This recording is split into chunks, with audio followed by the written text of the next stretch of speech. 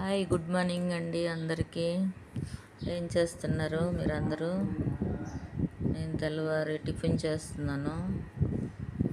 ఈరోజు ముందు రోజు పప్పు, ఇడ్లీ పప్పు, అట్ల పప్పు మిగిలిపోయింది, కలిపి ఉంచింది. కొంచెం చిన్న పులుపు వచ్చింది. ఊతప్పం లాగా వేస్తాను అనమాట, చిన్న చిన్న బ్రెడ్ లాగా పెనం మీద, నాన్ స్టిక్ పెనం మీద. ఇందులో ఏమేమి వేస్తారో మీకు తెలుసు కదా. ఊతప్పం అంటే కొంచెం పులుపు వస్తుంది. పులుపు వచ్చినప్పుడు దాంట్లో కొంచెం ఉల్లిపాయ, చిన్న పచ్చిమిరపకాయ, కొంచెం జీలకర్ర, అలాగే అల్లం, కొంచెం మిరియాలు గట్ట ఇష్టమైతే 2 మిరియాలు క్రష్ చేసుకుని వేసుకోవచ్చు. కొంచెం ఉప్పు వేసి కలిపివచ్చు అనమాట. వాటితో ఇలా వేసుకుంటే బాగుంటాయి ఊతప్పాలు.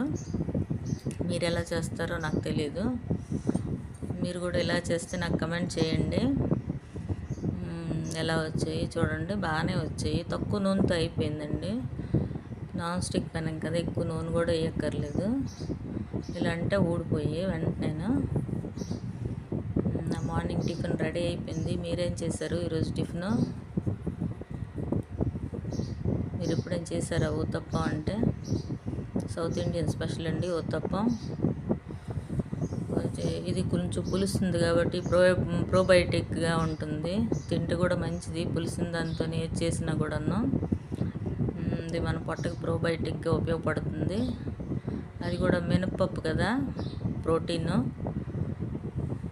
చాలా మంచిది, హెల్తీ ఉంటుంది టిఫిన్.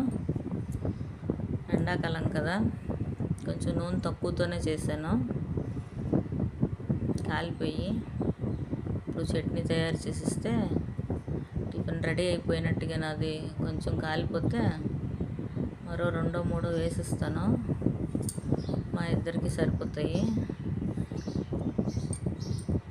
మీరేం చేశారు టిఫిన్? నాది అయిపోయింది, అన్నీ అయిపోయి చేసాను మొత్తం. ఇప్పుడు కొంచెం చట్నీ గ్రైండ్ చేసేస్తాను.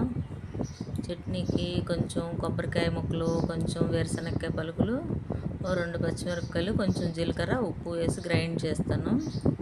గ్రైండ్ చేస్తే చట్నీ రెడీ అయిపోతుంది. చట్నీకి కొంచెం తాలింపు పెట్టేసానంటే అండి, రుబ్బిసాను. కొంచెం తాలింపు కూడా వేస్తున్నాను. తాలింపులను ఆవాలు, జీలకర్ర, కరివేపాకు వేసాను. చట్నీ కూడా రెడీ అయిపోయింది. ఇప్పుడు రెడీ టు ఈట్ అనమాట.